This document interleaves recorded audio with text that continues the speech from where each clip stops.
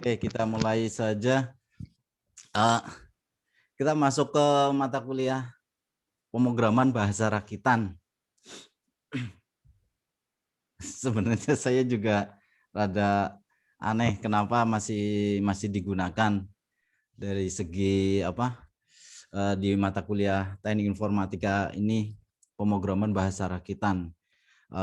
Terus saya telusuri kan ada dua yang saya rada ini kok bisa diambil di teknik informasi, terutama di mata kuliah pemrograman bahasa rakitan sama kemarin rekayasa perangkat keras. Saya kemarin telusuri ke Pak Zen, saya tanyakan, ternyata sebagai informasi saja, ternyata teknik informatika di Unuga ini mau diarahkan ke apa istilahnya, besok kan ada program MBKM, katanya MBKM. Dan MBKM itu kan kalau mahasiswa bisa menjalankan program itu, paling enggak mungkin semester depan bisa mengikuti itu, mahasiswa akan bebas dari mata kuliah wajib sekitar 24 SKS. 20 atau 24 seperti itu. Jadi seperti PKL, tapi dia itu waktunya itu sekitar 6 bulan. Nah, nanti dia itu diterapkan di salah satu contohnya di perusahaan. Nah, terutama kemarin MOU yang sudah disepakati kemarin, terutama di tempat saya di satu media. Nah, kan kemarin ada lagi yang dari mana saya lupa, mereka itu perusahaan lebih cenderung ke IoT. Nah, kalau di perusahaan saya kebetulan lebih cenderung ke elektronika. Nah, terus di samping itu Pak Zen kemarin akan mengarahkan bahwa nanti akan konsentrasinya ya mungkin kalau nanti ada yang kejaringan sih nggak masalah, tapi ini untuk mau mengawali bahwa nanti untuk bisa mengikuti program MBKM itu. Sebelumnya Pak Zen pernah membicarakan program ini belum? Belum ya Pak. Belum. Ya mungkin baru masih persiapan sih. Mungkin seperti itu. Seandainya itu mau diterapkan, jadi misal mahasiswa nanti mengikuti program itu, nanti masuk ke perusahaan sekitar 6 bulan. Nah, 6 bulan itu berarti nanti yang masuk perusahaan itu, dia itu bidang apa, nanti dikurangin dari mata kuliah wajib yang mau ditempuh. Jadi sekitar totalnya bisa 22. Anggap saja nanti selama 6 bulan itu nggak mengikuti kuliah, tapi mengikuti perusahaan. Seperti itu.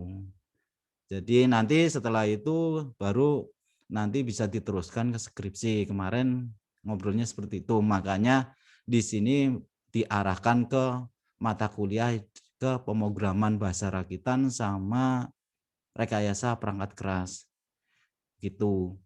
Karena kemarin MOU-nya lebih cenderung ke IoT, makanya ke rekayasa perangkat keras.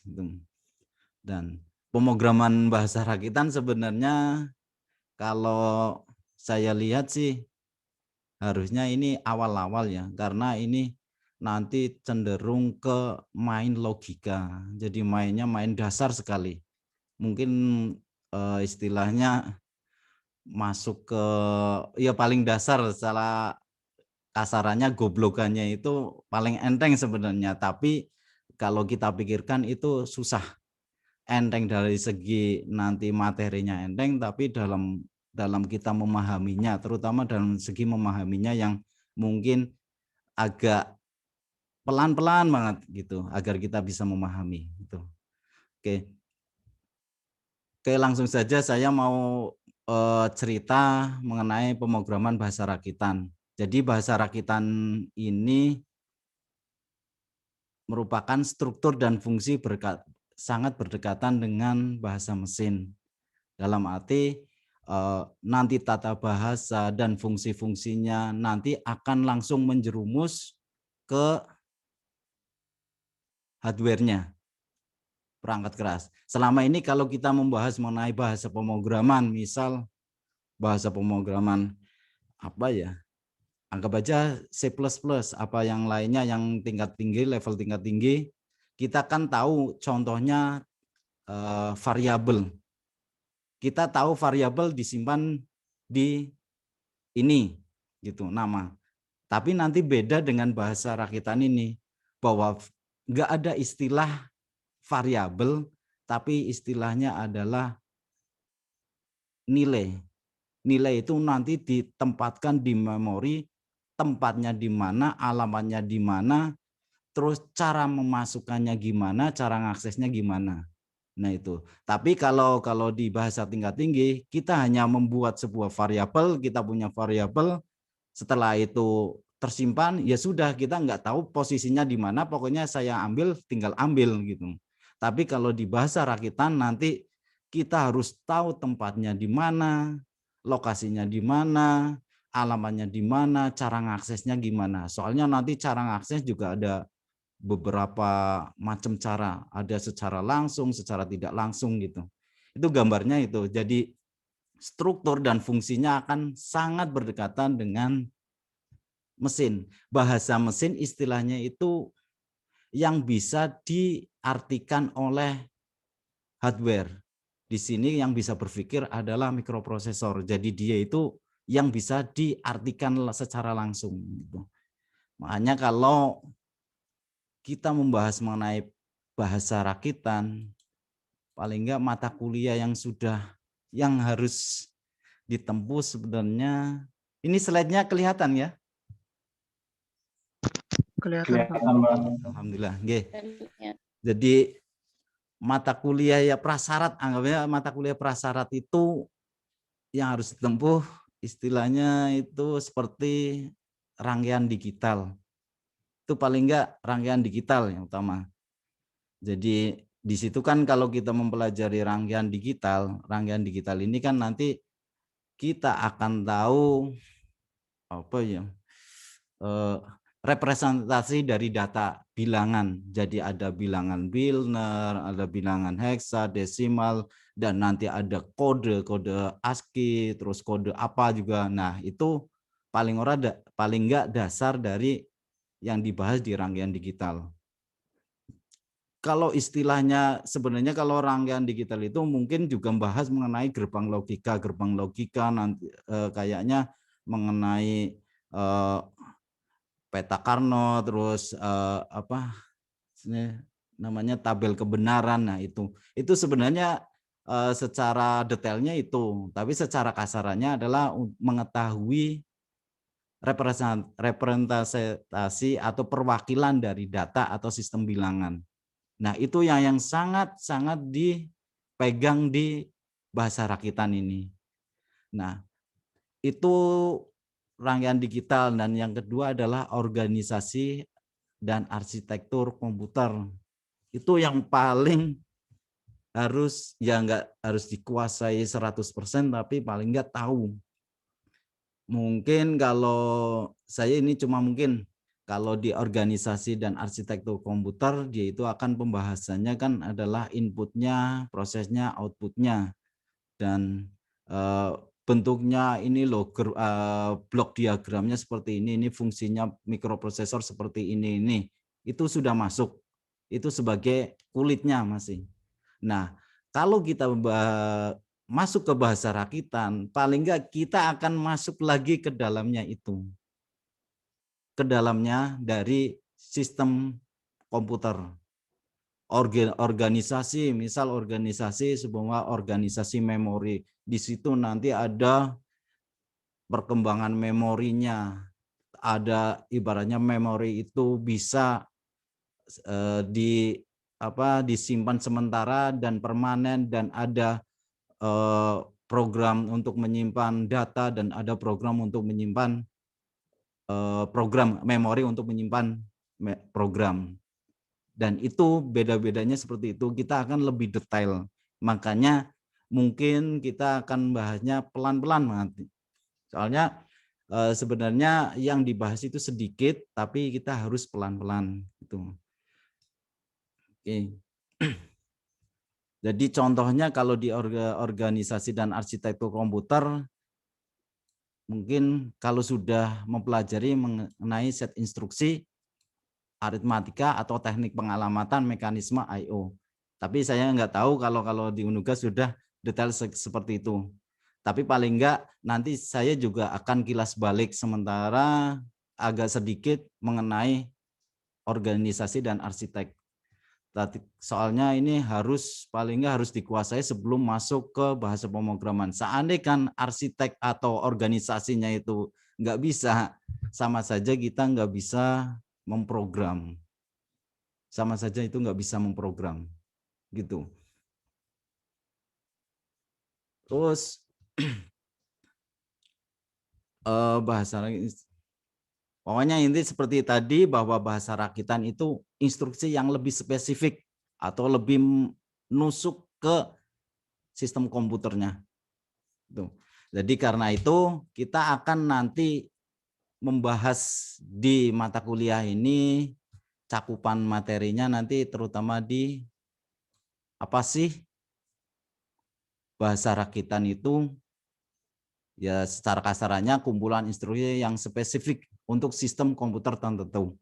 Jadi sebenarnya bahasa rakitan itu antara mikroprosesor jenis ini, jenis 1, antara misal ini ada mikroprosesor jenis AMD, misal ini ada 2 ini jenis Intel, ini semua ini apa lagi ya, semua ada dari Atmel, itu setiap walaupun dia itu bentuknya sama, tapi instruksi untuk bisa kita memprogram dari setiap mikroprosesor itu akan beda-beda.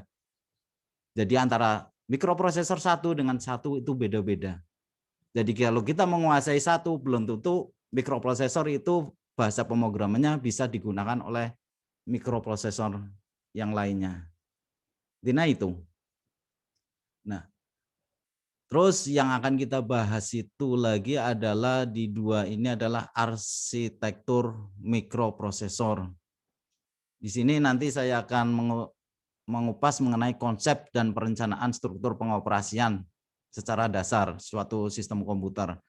Paling enggak yang lebih sederhana dan yang akan saya bahas adalah mikroprosesor yang lama-lama, tidak mikroprosesor seperti sekarang mungkin ada i5, i7, i3 atau Intel Pentium gitu enggak.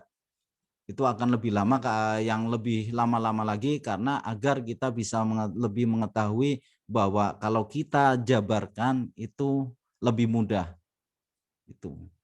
Terutama kalau kita mengambil pemikiran logikanya itu nanti mengenai kecepatan.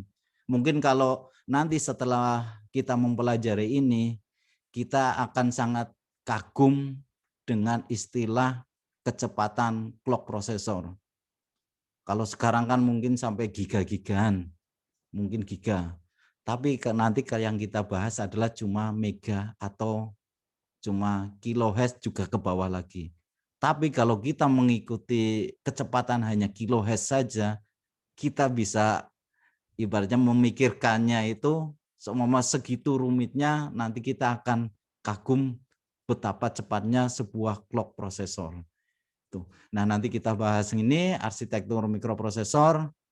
Nah, yang paling utama lagi adalah kita bahas juga di organisasi memori terutama ini.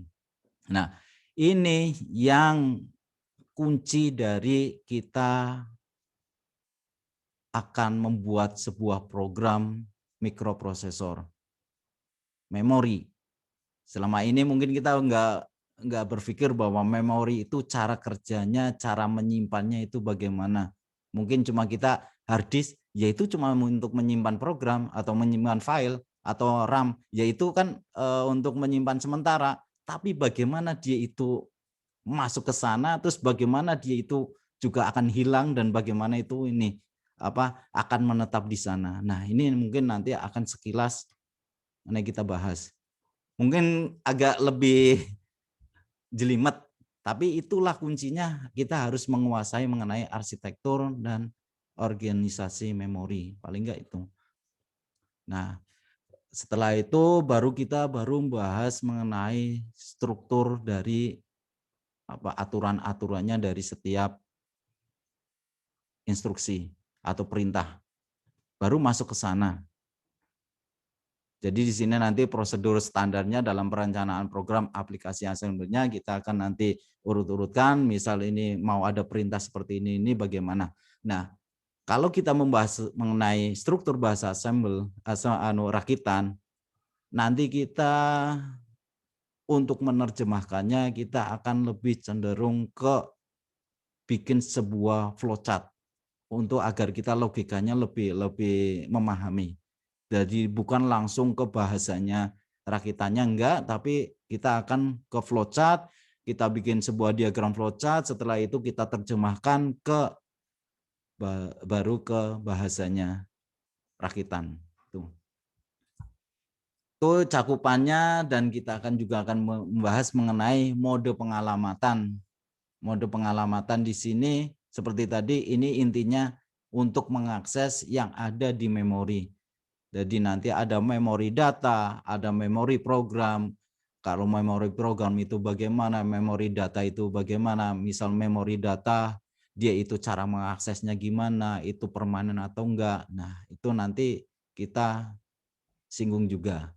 Terus kalau sudah masuk ke bahasa pemrograman, nanti sudah masuk ke operasi percabangan, seperti biasanya seperti di kita pemrograman C++, ini kita masuk juga ke sini. Nah, nanti untuk kita lebih memahaminya, kita akan menggunakan simulator.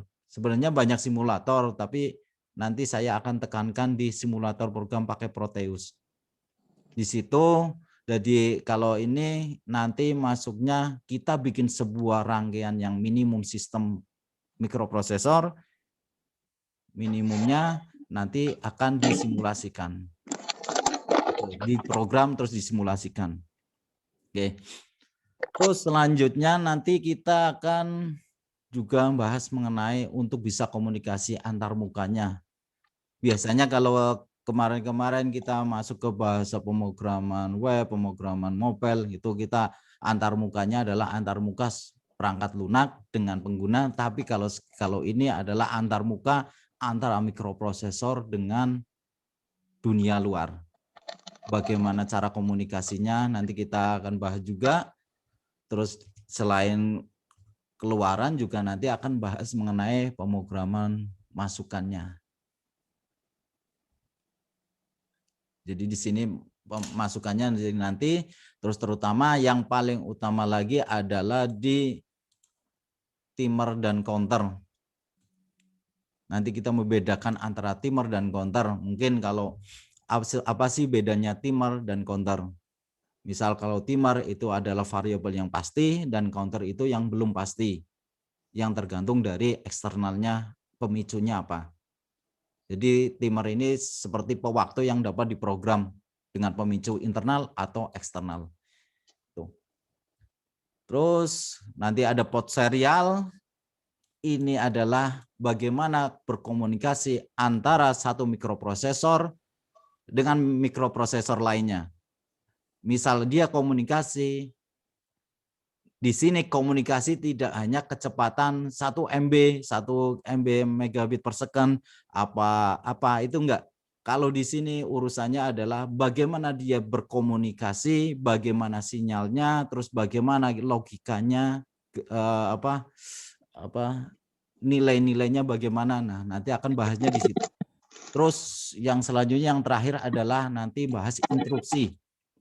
Kalau interupsi ini gambarannya adalah misal sebuah program, misal ada program dia itu gini, dia sedang berjalan 1 2 3 1 2 3 1 2 3, terjadi interupsi, terus di sini dia itu akan berhenti, dia itu akan melayani sebuah interupsinya program yang ada di dalamnya itu apa saja. Setelah selesai nanti dia itu akan meneruskan program tersebut.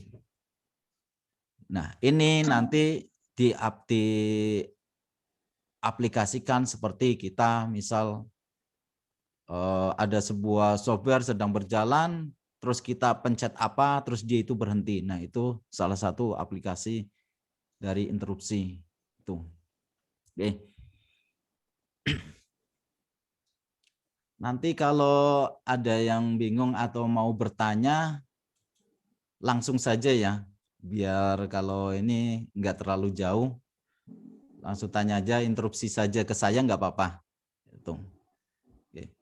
Itu tadi cakupan-cakupan yang akan kita pelajari.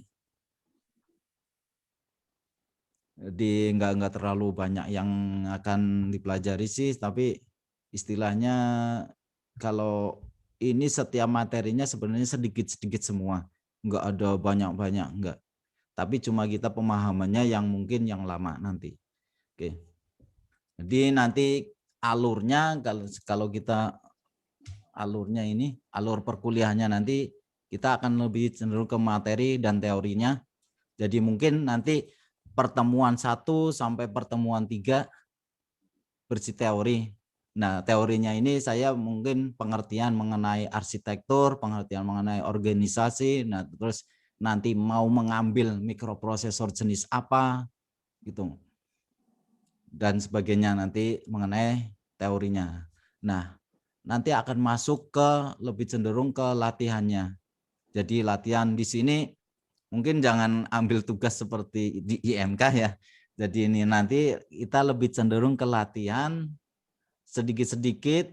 Cuma nanti kita paling banyak itu akan membahas mengenai 5 baris instruksi. Enggak terlalu sampai lebih dari 20 atau 30 baris. Jadi kita akan membahas 5 instruksi, tapi kita akan lebih detail mengenai tahu alur-alurnya. Misal contohnya gini, kalau di bahasa pemrograman level tinggi, tingkat tinggi, mungkin 5 tambah 5 itu sama dengan 10. Tapi kalau di bahasa rakitan ini, 5 tambah 5 itu belum tentu 10.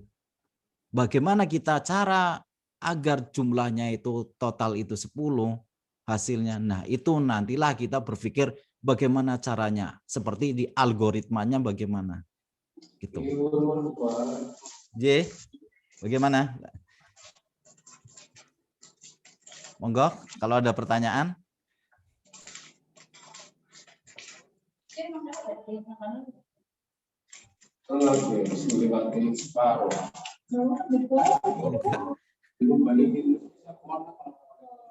Oke, kita lanjutkan aja.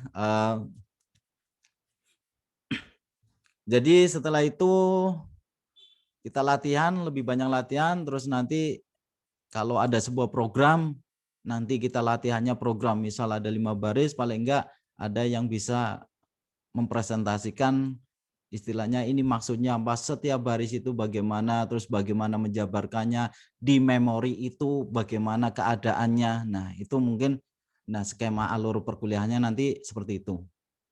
Jadi nanti kita bahas interupsi, berarti interupsi ini bagaimana, terus nanti memorinya bagaimana, nanti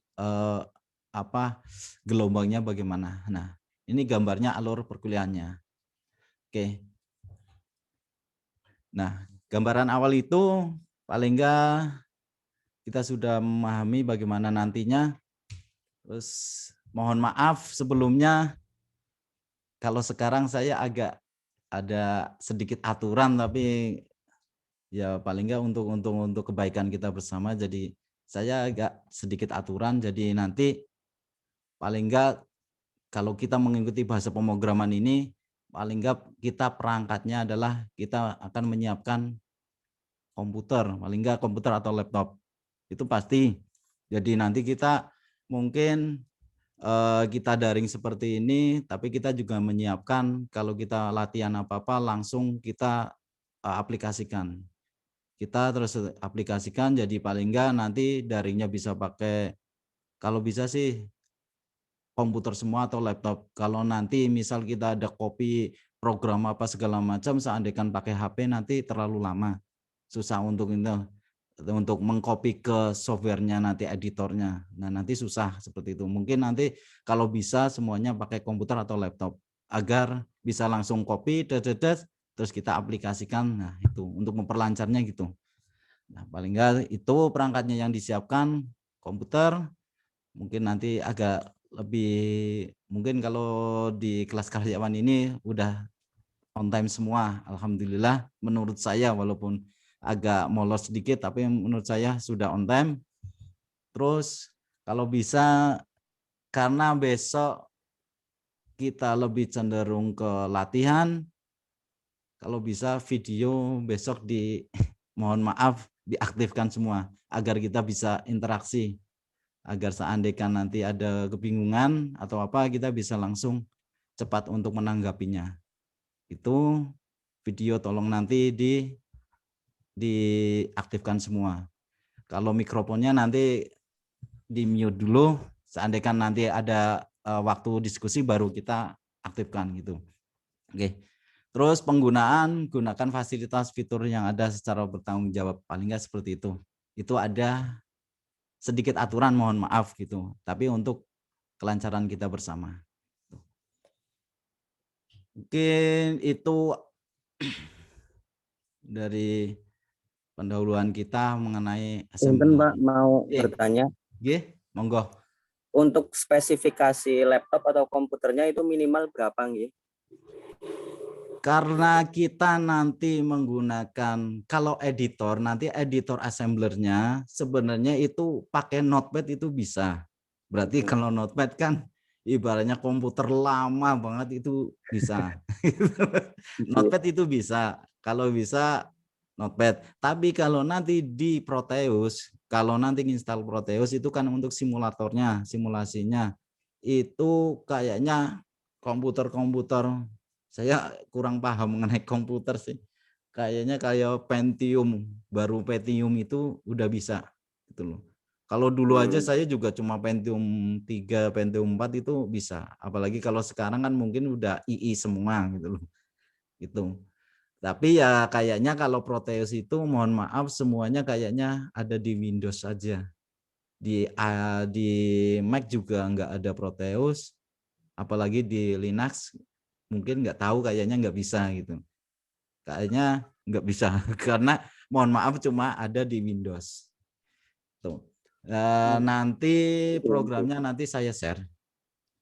Tapi ya cuma itu bajakan, mungkin mohon maaf bajakan nggak ada gratisan, kalau gratisan nggak bisa dipakai gitu.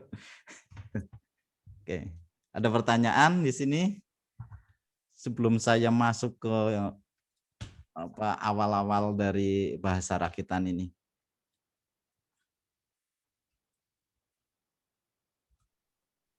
Paling sementara itu dulu, Pak. Oke, siap. Oke, saya lanjutkan. Jadi kita masuk ke bahasa rakitan. Sebenarnya saya mau gimana ya bahas ini? Soalnya nanti apa ya, yang kita bahas cuma aduh 01 01 01 01 gitu loh. Kayak anak SD gitu loh. Tapi itulah yang bikin kita kunci kalau kita memahami 01 itu. Kunci agar kita bisa mengoperasikan dari mikroprosesor gitu. Jadi bahasa rakitan ini dia itu sangat erat dengan bahasa mesin. Jadi kalau bahasa mesin, kalau di sini ini, kalau di gambar ini, dia itu seperti ini. Heksa, bentuknya heksa. Cuma 0060, ini 60-nya juga 60 heksa, bukan 60 desimal, atau ini kan kalau ada A, 6A, 8D, misal seperti ini adalah sebuah heksa. Ini yang dia masuk. Dan ini sebenarnya kalau di dalam memori adalah 0000 biner semua. Kalau cuma dia 2 digit di heksa berarti dia itu adalah 8 bit. Nanti kita bahas mengenai bit dan byte. Nah, itu di bahasa mesinnya. Tapi kalau di bahasa rakitan ini sudah ada kata-kata seperti ini. Dan dia itu sudah ada tulisan riset, tulisan agak manusiawi, agak kita pahami gitu loh. Berarti ada LDA itu apa, nanti ada move, berarti kita memindahkan. Itu sudah agak manusiawi. Semua ada JMP loop, dia itu jam atau dia itu melompat gitu. sudah agak manusiawi. Tapi kalau kita sudah terbiasa dengan bahasa level tinggi, itu belum manusiawi gitu loh. Itu. Jadi kalau kita lihat dari level-levelnya, level-level. Jadi kita masuk, kita lihat dari ini gambar ini. Ini di sini ada high level language. Dia itu ada C, Pascal, high level language. Dan di sini itu ada, kalau ke atas itu bahasa tingkat tinggi. Nah, setelahnya itu ada bahasa rakitan, dan langsung ke bawah lagi dia itu akan masuk ke bahasa mesin, baru dia itu masuk ke hardware. Di sini kalau hardware dia itu taunya hanya 1 dan 0. 1 berarti oke, misal, atau 0 itu tidak, atau ibaratnya cuma ada 2 kemungkinan, 1 dan 0. Dan bagaimana cara mengolahnya? Nah, itu diterjemahkan oleh, dia itu dibikin oleh bahasa mesin. Lebih tingkat lagi dia itu masuk ke bahasa rakitan gitu. Jadi bahasa level bawah merupakan bahasa assembly yang disebut bahasa level bawah karena dalam struktur dan fungsinya dekat dengan bahasa mesin. Dia itu akan paling dekat dengan bahasa mesin. Dan manusia kalau masuk ke dalam bahasa mesin kayaknya itu susah untuk mengerti. Apalagi masuk ke hardware. Otomatis dia itu akan lebih, ya hardware-nya itu eksekutornya gitu. Nah, tapi kalau bahasa level atas, bahasa seperti Basic, Pascal, C++, atau Java mempunyai perintah yang diterjemahkan ke dalam berbagai instruksi mesin oleh compiler atau penerjemah. Jadi kalau kita masuk misal bahasa C, dia itu akan diterjemahkan ke dalam bentuk mungkin objek, setelah itu objek atau list, setelah itu list baru masuk ke bahasa, masuk ke diterjemahkan lagi oleh mesin, bahasa mesin, dan langsung masuk ke Billner, filenya Billner bentuknya gitu. Itu bedanya di situ. Jadi kalau kita akan membahas mengenai bahasa rakitan, paling nggak seperti awal kita harus tahu arsitektur mikroprosesor, organisasi memori, dan register. Atau sebenarnya register itu adalah memori sementara untuk dia bercoret-coret.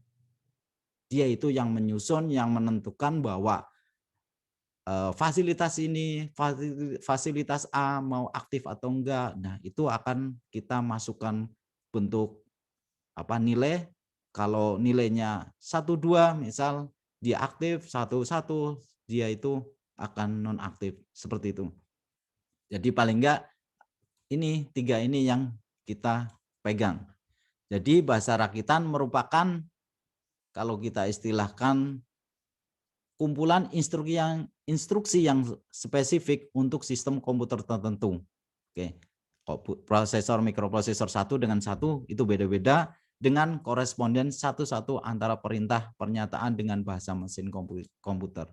Seperti awal, mikroprosesor satu dan mikroprosesor satunya lagi itu sudah berbeda-beda bahasanya. Kalau kita menguasai misal dari Atmel, belum tentu Atmel itu bisa bahasanya untuk PIC, Motorola misal gitu.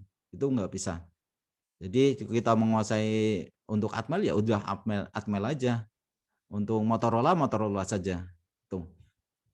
Jadi dengan seperti itu kita bisa lihat bahwa ini terjemahan kodenya, kalau kita menulis sebuah bahasa tingkat tinggi misal C++, nanti kan akan menghasilkan file CPP.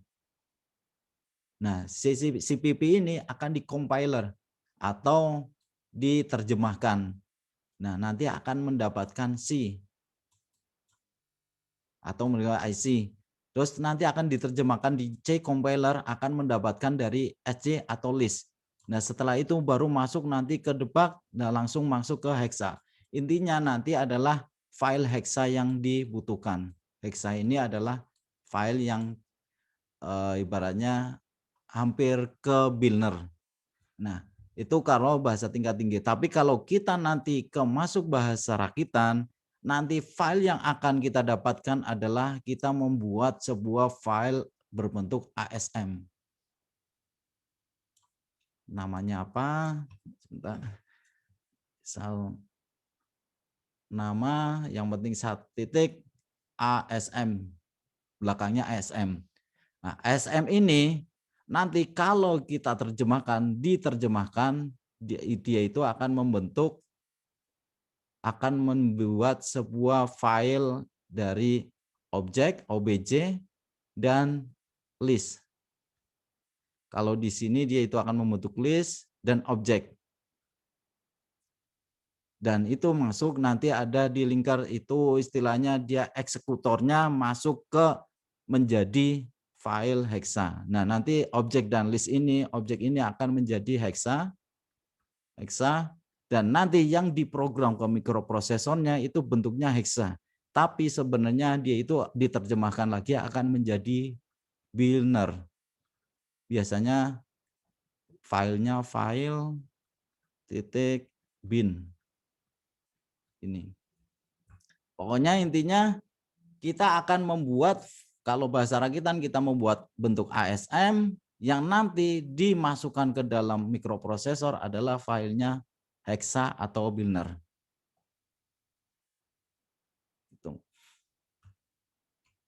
Oke. Kalau kita gambarkan seperti apa sih sebenarnya di sini adalah ada terjemahannya.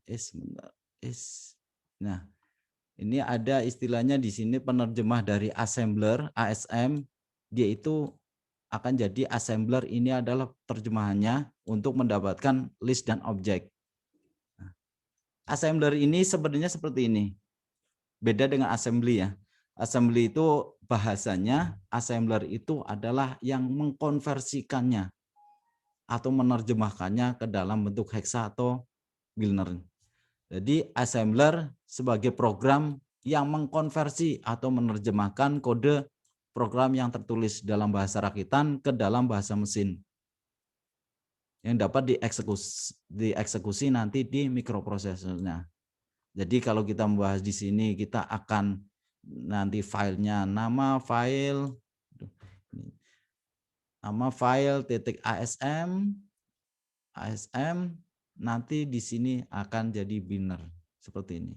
Bentuknya kalau di ASM ini sudah agak dimengerti mengenai mov, add, atau X, atau bagaimana terus bahasanya nanti akan menjadi Billner seperti ini, jadi 01, 01, 01, 01, 01, 01. Oke. Jadi beda ya, assembly language itu bahasanya kalau kita ngedit editornya, assembler itu penerjemahnya. Jadi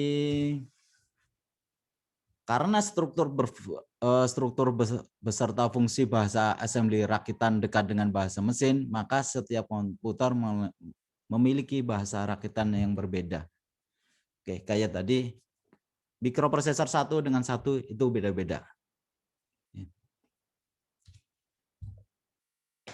Kembali lagi mungkin sebagai referensi saja, jadi nanti istilahnya kalau kode ibarat penerjemahnya, kalau high level language itu dinamakan dengan compiler. Jadi bahasa tingkat tinggi akan masuk buat program itu namanya compiler. Tapi kalau dari ASM, assembler, atau dari rakitan itu mau ke bahasa mesin itu namanya assembler. Nah, mesin dari bahasa mesin ke microprocessor instruksi execution atau link gitu. Di tingkat tinggi, bahasa tingkat tinggi akan dikompil atau diterjemahkan, terus bahasa assembly nanti dari bahasa assembly dikonversi ke hexa. Hexa itu bahasa mesinnya, terus kode mesinnya berbentuk bilangan biner dan akan masuk ke mikroprosesor untuk eksekutornya. Jadi kalau kita lihat perbedaannya antara compiler, assembler itu seperti ini. Interpreter ada di sini, ada translator, compiler, dan assembler. Jadi kalau translator itu bahasa tingkat yang lebih tinggi lagi, misal seperti apa ya kemarin. Jadi kalau bahasa C itu namanya compiler, kalau bahasa assembler nanti diterjemahkan dengan assembler.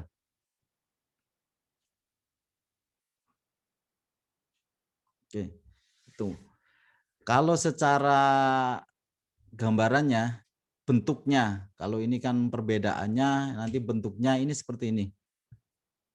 Jadi ini contoh instruksi dalam bahasa mesin dan bahasa assembler.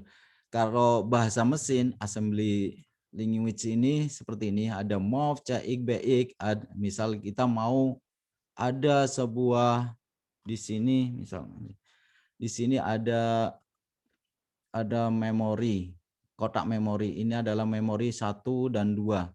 Kita akan di sini ada nilai ada 10, mau dikopikan. 2 ini mau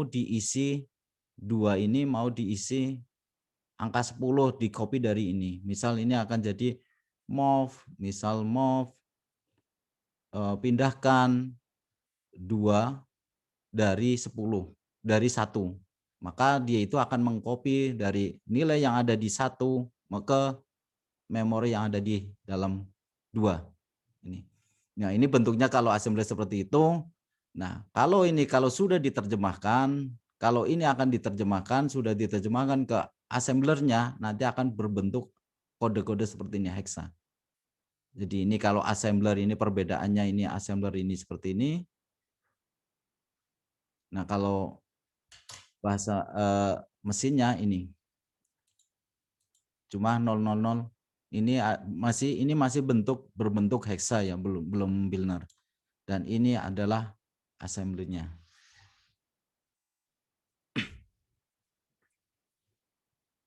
Oke.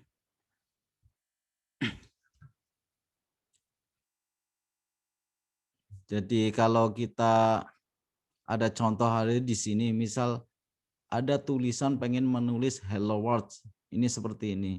Kalau mau diterjemahkan ke bentuk dari heksanya, dia itu akan seperti ini bentuknya. Cuma 80490A4. Nah, ini kan bentuknya bentuk heksa. Nah, kalau kita mau menerjemahkan ini sebenarnya tulisannya hello world, kita kan susah. Nah, itu makanya ini sangat tidak manusiawi. Walaupun assembly sebenarnya katanya agak manusiawi, tetap kalau kita terbiasa dengan bahasa level tingkat tinggi itu juga belum manusiawi. Ini gambarnya seperti ini perbedaannya. Jadi kenapa sih kita membahas mengenai atau kita mempelajari mengenai bahasa assembly ini? Sebenarnya buat apa sih? Padahal itu kan susah untuk dimengerti dan susah untuk kita pelajari, atau apalagi kalau kita membuat programnya. Jadi misal contohnya gini aja. Ya seperti tadi penambahan 5 tambah 5 itu kan kalau di bahasa tingkat tinggi itu tinggal cuma 5 plus 5. Udah itu hasilnya nanti variabelnya disimpan. Tapi kalau di bahasa ini kan nanti dia instruksinya bisa nyampe 5 atau 10 instruksi untuk bisa menghasilkan bahwa 5 tambah 5 adalah 10 gitu. Kenapa itu susah-susah? Kenapa kita susah-susah kok mempelajari ini? Nah, alasan utamanya adalah kita paling enggak kita bisa memanipulasi dari perangkat keras. Alasan utama. Kalau kita berhubungan dengan antar muka, misal kita berkomunikasi dengan perangkat elektronika lainnya, atau kita mau bagaimana antara kita mikroprosesor ini tidak mengandalkan mengenai pot paralel, misal DB9, DB25 itu bagaimana caranya? Nah, inilah untuk merekayasa, memanipulasi dari perangkat kerasnya. Itu bisa digunakan atau dimaksimalkan. Terutama itu Dan alasannya lagi adalah pengendalian. Kita bisa menggunakan mikroprosesor untuk bisa mengendalikan sesuatu barang. Kalau dulu mungkin mikroprosesor adalah seperti untuk pengolah atau pemroses data. Tapi kalau sekarang dia itu mikroprosesor, dia itu bisa ditanam, jadi ibaratnya stand alone, dia itu bisa berdiri sendiri dan dia itu bisa diaplikasikan seperti sekarang ada perangkat elektronik, misal kayak DVD player atau HP atau seperti elektronik rumah tangga. Nah, dia itu bisa berdiri sendiri. Nah, itulah kenapa kita masuk ke dalam sana bahasa assembly ini untuk bisa pengendaliannya lebih mudah. Terutama juga lagi di penyimpanan. Ini memerlukan kalau kita mau masuk ke bahasa assembly, misal kita pengen ada instruksi dia itu program untuk menyelesaikan A. Kalau pakai assembly dia itu hanya memerlukan memori atau memerlukan file hanya 1 kilobyte atau 100 byte, anggap saja 1 kilobyte, tapi kalau dengan bahasa lainnya dia itu bisa lebih dari mungkin 10 megabyte atau lebih dari itu 100 megabyte. Itu. Dan ini kalau kecil berarti kita bisa menanamkan bahwa itu tidak perlu hard disk misal seperti itu. Dia itu bisa disimpan di memori. Misal ada di EEPROM atau BIOS. Seperti BIOS kan dia itu ada flash PROM gitu. Yang tidak terhapus saat listrik dicabut. Nah, alasan lagi adalah performa. Performanya karena gini, kalau kita menggunakan bahasa assembly, dia itu kan seperti tadi bahasanya dia itu langsung masuk ke ini misal hardware-nya. Ini bahasanya. Dia itu akan masuk langsung menusuk ke mikroprosesornya. Jadi dia itu tidak ada aling-alingan lagi. Jadi dia langsung masuk, langsung bisa eksekusi. Jadi otomatis dia kecepatannya akan lebih cepat. Tapi kalau kita menggunakan yang general purpose yang untuk ibaratnya untuk fasilitas umum, pasti dia itu akan muter-muter kemana-mana dulu. Ya misal kalau kita analogikan juga seperti server, misal server Indonesia dengan server luar negeri, misal seperti apa, dia itu lempar-lemparnya kemana-mana. Nah seperti itu analoginya, lebih cepat. Itu terutama itu alasannya. Terus karena bahasa assembly itu bekerja langsung dengan prosesor yang harus dikuasai, saya tekankan lagi yang pasti adalah arsitektur, yang pasti terus organisasi memori dan register. Tuh. Karena kita akan membahas itu, yang harus kita dalami, paling enggak kita akan masuk ke dalam arsitektur mikroprosesor. Sebelum masuk ke arsitektur, mungkin ada pertanyaan? Monggo.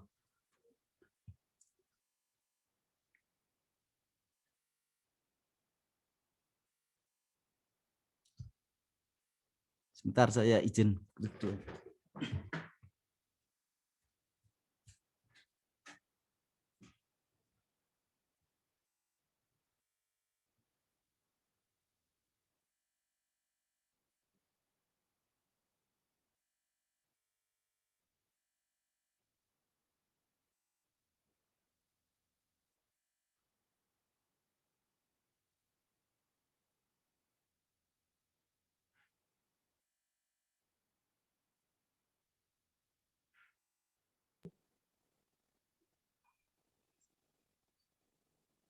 Ngopi-ngopi.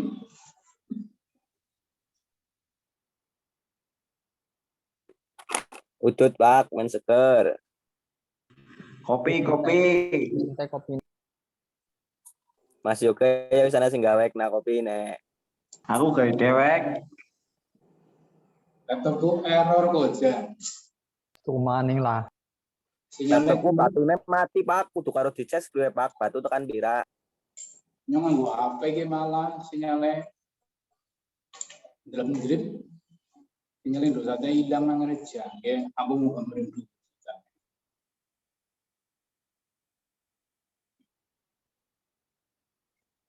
baliknya telat.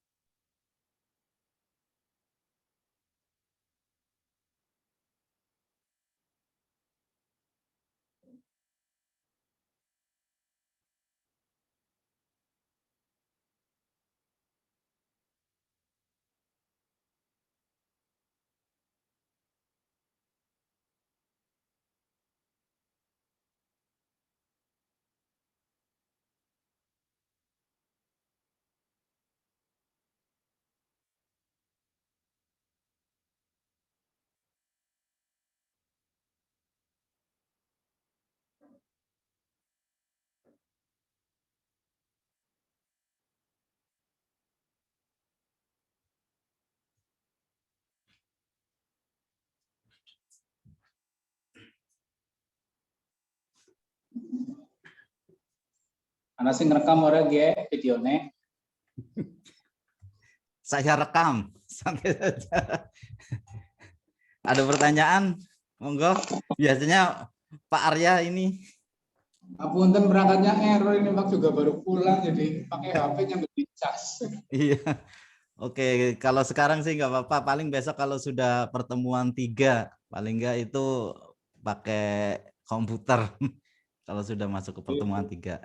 Itu tadi pas masuk udah sampai 9, Pak. Iya. Nun saya mau tanya Pak. Oke, monggo. Oke. Untuk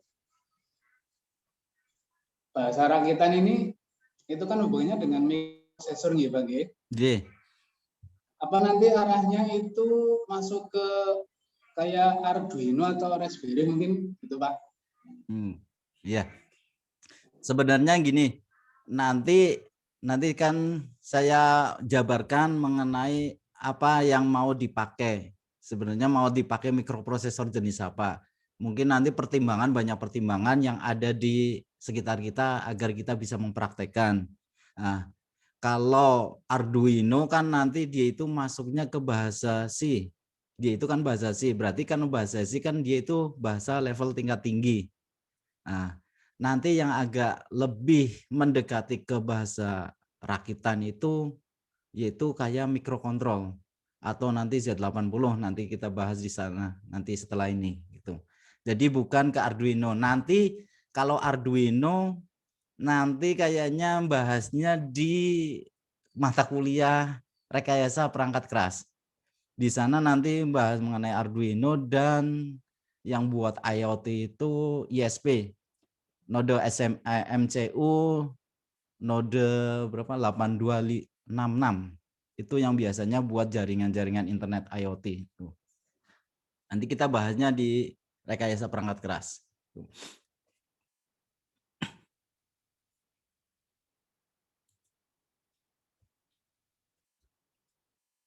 Ada lagi pertanyaan?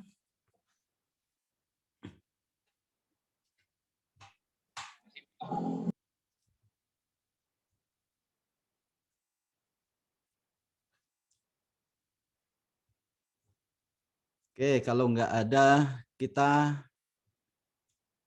masuk ke ini ya, apa?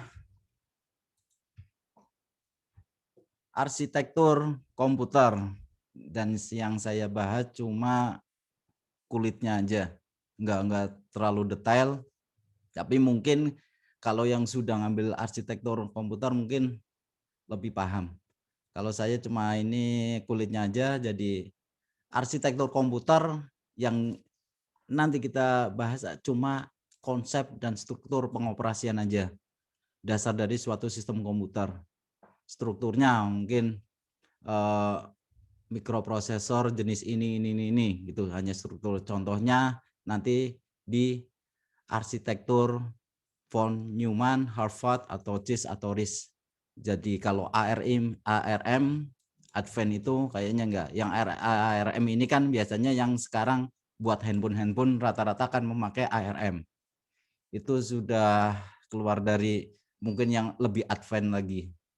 Jadi nanti perbedaannya itu dan yang nanti kita cuma yang dipraktekkan yang kita bahas lebih rinci adalah di CISC ini. Kalau bukan RISC. Kalau RISC dia itu nanti perbedaannya nanti bahas saja. Oke. Pokoknya intinya nanti kita akan bahas ke yang CIS gitu. Oke. Kita masuk ke arsitektur komputer. Di sini ini adalah arsitektur dasar. Jadi yang pasti kalau kita bahas mengenai mikroprosesor atau komputer itu ada input, pasti ada outputnya. Kalau secara gampangannya kalau kita berarti kalau input seperti keyboard, seperti mouse, terus segala macam, terus output seperti printer dan monitor itu pasti kalau kita merujuk ke komputer sekarang. Nah, terus di dalamnya itu ada control unit, yang pasti jelas itu adalah memori dan aritmatika logik. Di sini secara kasarannya input output adalah interface untuk bisa berkomunikasi antara mikroprosesor dengan dunia luar. Itu pastinya itu. Nah, kalau control unit dia itu adalah untuk mengontrol dari istilahnya mengontrol itu istilahnya alur, jalur istilah jalur komunikasi. Jadi kalau sering lihat sebenarnya kan kita bisa sering mendengar kata-kata kalau di arsitektur itu sebenarnya ada bus alamat, bus data, dan bus kontrol. Itu kan dasarnya itu. Jadi alur-alur, jalur-jalur itu biasanya dibedakan oleh ada bus alamat, bus data, dan bus kontrol. Nah, itu dikontrol oleh unit ini yang mengontrol semuanya. Nah, kalau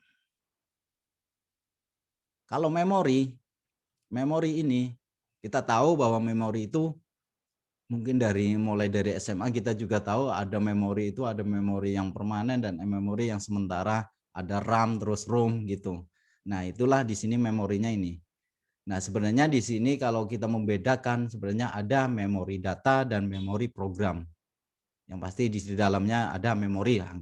Nah, terus ada untuk bisa bahwa kita berpikir atau misal 5 tambah 5 sama dengan 10, inilah tugasnya dari arithmetic logic unit. ALU. Makanya di sini ada yang namanya akumulator. Akumulator itu sama saja kalau saya itu menerjemahkan papan coret-coret. Papan coret-coret. Itu sama saja kalau menurut saya itu papan coret-coret. Sebenarnya kalau orang lihatnya kan biasanya di memori itu adalah papan coret-coret, tapi di saya itu akumulator itu sebenarnya di papan coret-coretnya menurut saya itu di akumulatornya. Jadi kalau menurut arsiteknya, arsitektur ini implementasi dari perencanaan dari masing-masing bagian akan lebih difokuskan terutama mengenai bagaimana CPU akan bekerja dan mengenai cara mengakses data alamat dan ke memori cache, RAM, ROM, dan lain-lainnya. Implementasinya itu. Ini adalah arsitektur dasarnya ini. Yang pasti dalam arsitektur itu ada ini. Nah, pokoknya ini, konsepnya ini kita masuk ke dalam arsitektur jenisnya. Nah, di sini ada jenis arsitektur von Neumann machine. Ini yang diciptakan oleh John von Neumann. John von Neumann ini dibikin sekitar 1905 sampai 1957. Itu tahun itu sudah membuat arsitekturnya dan arsitektur ini digunakan oleh itu cikal bakalnya komputer saat ini. Jadi di sini arsitektur von Neumann menggambarkan komputer dengan 4 bagian utama, yaitu seperti tadi ada memori, ada CPU, ada I/O-nya, input output-nya. Itu berarti kan seperti konsep utamanya dasarnya itu sama, persis seperti itu. Yang kita perhatikan adalah di data dan alamatnya ini. Memorinya akan menjadi satu. Nah, Setelah era di von Neumann ini terus disempurnakan oleh era-era di Harvard. Pengembangan dari von Neumann mesin yaitu Harvard mesin. Perbedaannya adalah ini I/O-nya sama, CPU-nya juga sama. Bedanya adalah di pemisahan antara memori program dan memori data. Bedanya di situ. Jadi kalau kembali, kalau di von Neumann, dia itu memori data dan program itu dijadikan satu. Jadi satu memori, dia itu untuk data juga ya, untuk memori juga ya. Nah, terus dikembangkan oleh Harvard, dia itu program memori dijadikan terpisah, memori program antara memori data itu dipisah. Jadi memori program isinya adalah instruksi-instruksi untuk memerintahkan CPU. Nah, kalau memori data dia itu adalah untuk papan coret-coretnya. Memori sementaranya. Jadi misal 5 tambah 5 berarti nanti sama dengan 10. Saya tak titip di mana memorinya? Oh, di sini. Nah, inilah fungsinya data memori itu. Jadi untuk papan coret-coretnya. Nah, untuk perintahnya adalah di memori program. Jadi di arsitektur di Harvard ini komputer yang merupakan kebalikannya yaitu dipisah antara memori program dan data. Memiliki dua memori yang terpisah, satu untuk program room dan satu adalah untuk RAM, coret-coretnya. Oke. Berarti kan kalau memori instruksi atau programnya itu dimasukkan ke dalam room, kalau papan coret-coretnya itu kita masukkan ke dalam RAM. Itu arsitektur Harvard. Nah, ini bedanya di sini. Ini sebelah sini adalah von Neumann mesin.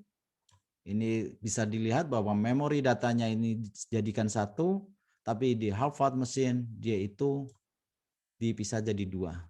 Bedanya itu. Nah, dengan ada Harvard mesin ini yang sekarang digunakan sampai sekarang. Jadi ada RAM tetap masih ada, memori program mungkin kalau di komputer sekarang itu masuk ke hard disk atau BIOS. BIOS itu kan masuknya ke flash ROM atau EEPROM gitu untuk programnya, untuk pengendaliannya. Nah, ini dilihat dari arsitekturnya. Nah, tapi kita lihat dari instruksinya. Itu ada perbedaan, ada jenisnya. Jadi ada CISC, yaitu arsitektur mikroprosesor yang menyediakan kemampuan setiap instruksi dapat mengeksekusi operasi level, seperti men-load data memori, operasi aritmatika, melakukan prosedur penyimpanan ke memori. Itu ini dilihat dari instruksi mikroprosesor. Contohnya kalau kita menggunakan CISC adalah contohnya di mikroprosesor Intel yang lama-lama 8085 sampai kalau sekarang itu ada Atmel yang dari MCS51. CS51. Tuh. Kalau CISC.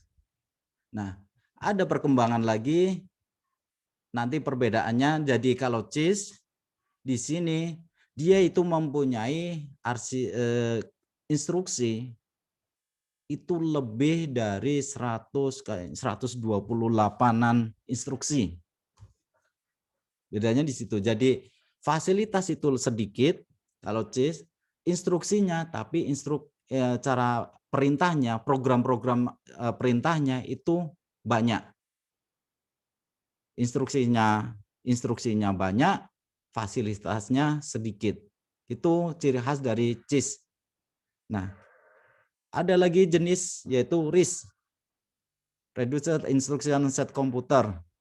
Jadi itu arsitektur sama, fungsinya sama, cuma bedanya adalah kalau di CISC ini fasilitasnya lengkap, instruksinya cuma sedikit, sekitar 32-an, 35 instruksi RISC. Nah, ini contohnya adalah seperti AMD, Atmel yang lebih, kalau Atmel kan, kalau CISC tadi kan Atmel yang dari MCS 51, kalau yang ini yang pakai RISC dia itu ke AVR. Terus ARM juga masuk ke dalam ini, soalnya ARM ini adalah Advanced Reduced Instruction Set komputer, jadi pengembangan dari RISC. Itu loh. Jadi ARM, jadi Advanced RISC, jadi pengembangan dari RISC. Jadi menggunakan ARM ini. Oke. Bedanya sebenarnya kalau kita membedakan dari instruksinya antara CISC dan RISC, ini di sini. Jadi main memory bentuknya seperti ini, ada pad-nya, dia itu misal ada programnya di sini, dia itu bisa langsung masuk ke hardware-nya, perintah-perintahnya, dia masuk ke memori langsung. Kalau CISC, kalau yang ini CISC, dia itu harus melewati alur-alur dulu. Jadi itu akan lebih lama dan instruksinya akan lebih banyak. Jadi perbedaannya kalau antara duanya ini adalah kalau CISC penekanan pada perangkat keras, yaitu fasilitas penekanannya perangkat keras, fasilitasnya sedikit. Tapi kalau di RISC penekannya pada perangkat lunak, instruksinya sedikit, nah instruksinya sedikit, tapi fasilitasnya banyak.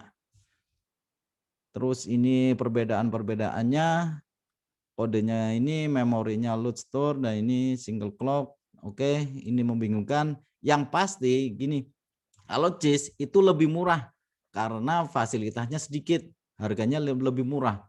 Kalau RISC, dia kalau fasilitasnya banyak, terus instruksinya lebih sedikit, itu lebih mahal. Jadi kalau dalam aplikasi ke mikrokontrol atau mikroprosesornya, kalau mikrokontrolnya ini kalau CISC itu seperti MCS 51, dia itu kan harganya misal sekitar 15.000 atau 25.000, tapi kalau yang RISC itu akan harganya lebih dari 100.000 lebih. Itu perbedaannya di situ. Jadi lebih mahal, tapi dia itu bentuknya lebih kecil. Gitu.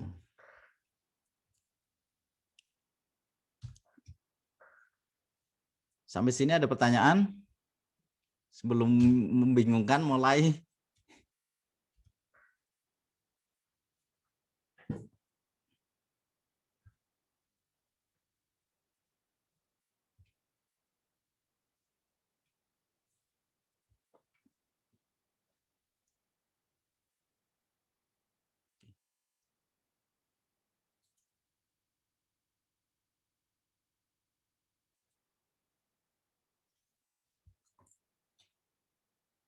Ada pertanyaan, monggo.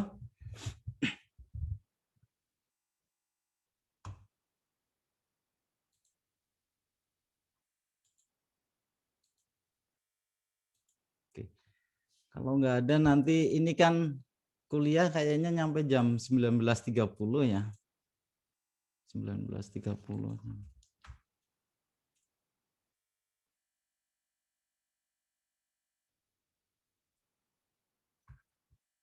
Karena ini bahannya masih banyak,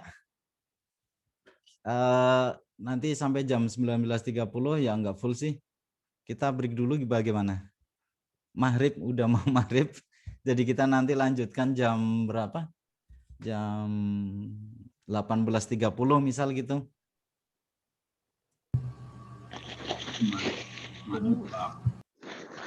Siap. Jadi nanti kita lanjutkan saja ya. Iya, Pak. Oke, Pak. Oke, daripada nanti saya nguber, nanti eman-eman, nanti kita bahas mengenai perkembangan mikroprosesor setelah ini. Jadi daripada kita paksa ngebut, mending pelan-pelan aja. Oke. Oke, nanti kita break dulu. Kita mulai nanti jam 18.30 kita mulai lagi di link yang sama. Oke, saya break dulu, saya tutup dulu. Wassalamualaikum warahmatullahi wabarakatuh. Waalaikumsalam warahmatullahi wabarakatuh. Tuh. Lama sih dia.